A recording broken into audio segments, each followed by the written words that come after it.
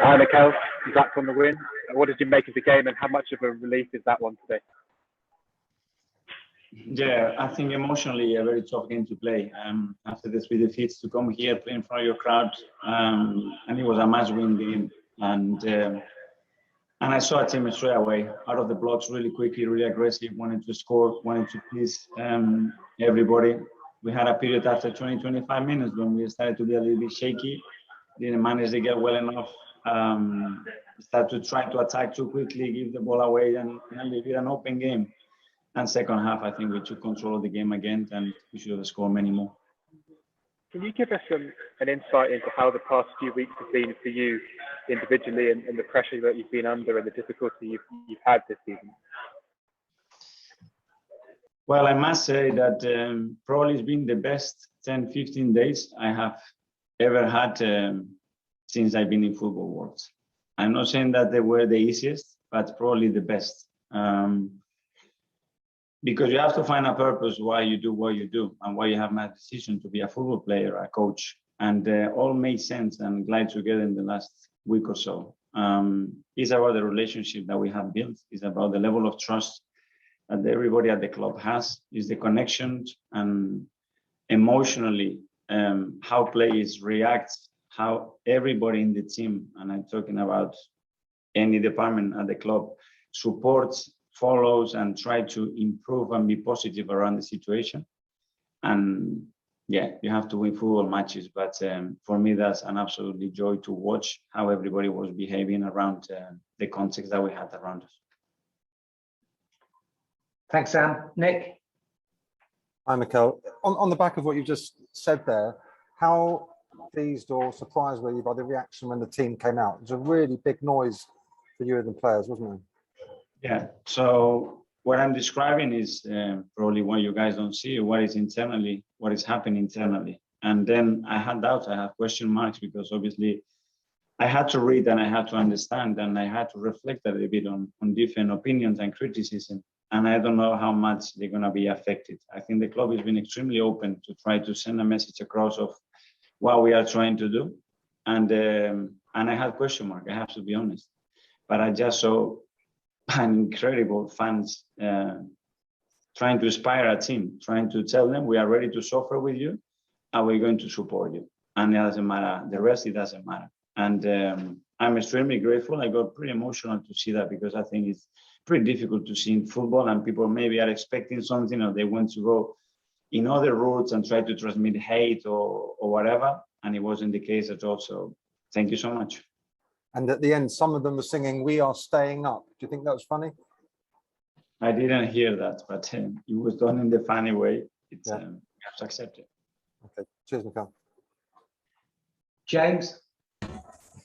Hi, Mikael. From the way that you're talking, do you feel like the big decisions that you've had to make, all of the difficulties that you've been through, do you feel like you're starting to see your vision of this team come together? I know it's only a 1-0 win, it's the first win of the season, but are you starting to see those signs now?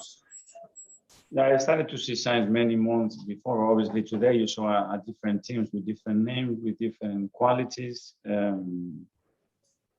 just different. And we want to change things, we want to improve things, and we know what we want to get. And today was just another step, I think. You selected Aaron Ramsdale in goal. Could you just talk a little bit about his performance, and is he now your number one?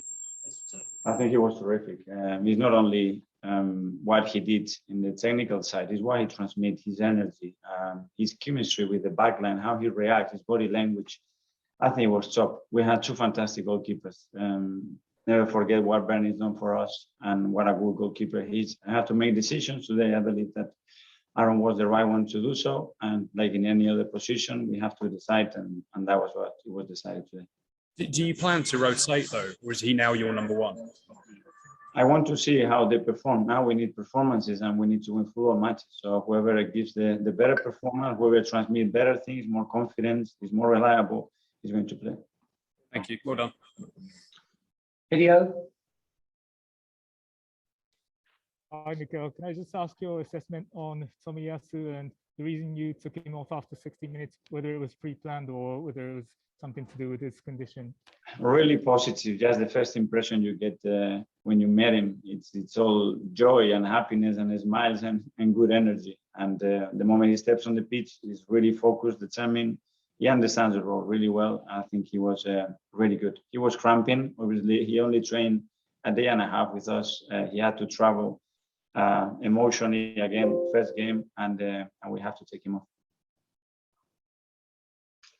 Ian? Mikael, you mentioned about emotion, and football is a lot of emotions. Did you have any tears in your eyes at the end of the game? No, I didn't. I was so pleased that we won the game, and that's it. I think everybody goes probably inside yourself.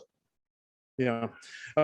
We talk about that chant of "We are staying up," and it's kind of a British Arsenal fan kind of thing. I think I'm talking of gallows humour about that. But this club, I'm sure, have got much bigger aspirations than just staying up. It's back to where you want to be, I'm sure.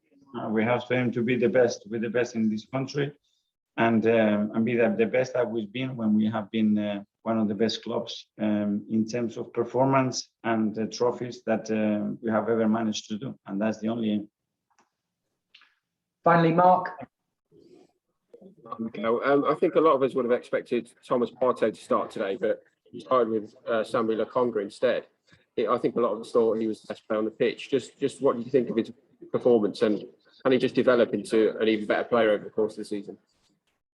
Yeah, Thomas wasn't fit enough to play the 90 minutes, and we didn't want to take another risk with him. Sambi as well, he came in from Belgium with a tight hamstring, and he only trained half a day. And the way we wanted to play, we didn't have options because the rest of players were injured or suspended in midfield. So we were really short because Emil wasn't available to play as well. And he made a big effort to stay here. And that's one of the reasons when I'm telling you how much these boys want to do it. And nobody is hiding in difficult moments. They just want to put the body over the line. These two are a good example. And we'll just do a couple for a split 10:30 Sunday night.